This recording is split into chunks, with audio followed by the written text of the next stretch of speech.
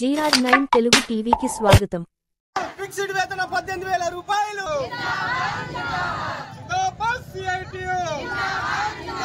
నశించాలి ప్రభుత్వం మండి వైఖరి. నశించాలి ప్రభుత్వం మండి వైఖరి.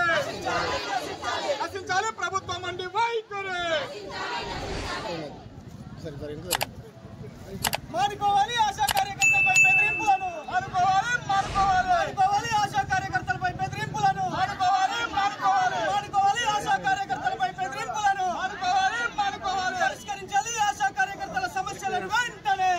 అనేక సంవత్సరాలుగా ప్రజల ఆరోగ్యాన్ని కాపాడడం కోసం ప్రభుత్వ పథకాలకు సంబంధించి అనేక సేవలు అందిస్తున్నటువంటి ఆశా వర్కర్ల పట్ల ప్రభుత్వం అధికారుల నిర్లక్ష్య వైఖరిని నిరసిస్తూ ఆశా వర్కర్లకు సంబంధించినటువంటి నష్టం చేకూర్చే విధంగా ప్రభుత్వం తీసుకున్నటువంటి ఎగ్జామ్ పెట్టే నిర్ణయాన్ని రద్దు చేయాలని, అదేవిధంగా ఆశా వర్కర్లకు ఫిక్స్డ్ వేతనం 18000 రూపాయలు అమలు చేయాలని, ఆశా వర్కర్లకు ప్రతి నెల 2వ తేదీనే వేతనాలు అందించాలని, గత ప్రభుత్వం ఇచ్చిన హామీ ప్రకారము 50 లక్షల ఇన్సూరెన్సు, అదేవిధంగా ఇతర పెండింగ్ బకాయిలను అందించాలని తదితర డిమాండ్ల మీద 23 డిమాండ్ల మీద ఈరోజు Telangana ASHA workers union CITU ఆధ్వర్యంలో రాష్ట్ర వ్యాప్తంగా కూడా అన్ని జిల్లా కలెక్టరేట్ల ముందు పెద్ద ఎత్తున ధర్నా కార్యక్రమాలు నిర్వహించడం జరుగుతూ ఉంది.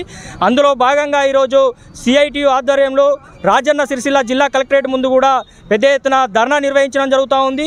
ఈ ధర్నా జిల్లా కలెక్టర్ గారు కావచ్చు, సంబంధిత DMHO గారు కావచ్చు, ఇక్కడికి వచ్చి స్థానికంగా ఉన్నటువంటి సమస్యలను పరిష్కరిస్తామని చెప్పి హామీ ఇస్తేనే ఈ ధర్నా విరమించడం జరుగుతుందని చెప్పి సందర్భంగా తెలియడం జరుగుతూ ఉంది.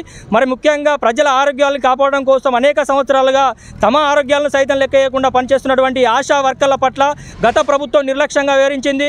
ప్రస్తుత ప్రభుత్వం కూడా 6 నెలల అధికారంలోకి వచ్చి అధికారంలోకి వచ్చే ముందు ఆశా వర్కర్ల సమస్యలన్నీ పరిష్కరిస్తామని హామీ ఇచ్చి కూడా ఇప్పటివరకు ఏ ఒక్క సమస్య పరిష్కరించలేదు. ఇప్పటికే అతి తక్కువ పారితోషికాలతో పనిచేస్తున్నటువంటి ఆశా వర్కర్లకు ప్రతి నెల కూడా ఇచ్చే వేతనాలు 20వ తేదీ అయినా ఇవ్వడం లేదు.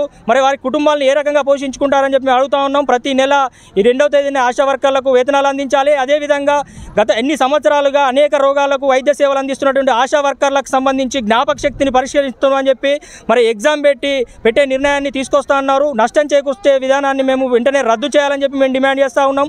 అదేవిధంగా పక్క రాష్ట్రం ఆంధ్రప్రదేశ్లో గత కొన్ని సంవత్సరాల నుంచే ఆశా వర్కర్లకు ఫిక్స్డ్ వేతనం అమలు చేస్తున్నా కూడా ఇక్కడ ఈ ప్రభుత్వాలు అమలు చేసినటువంటి పరిస్థితి ఉంది.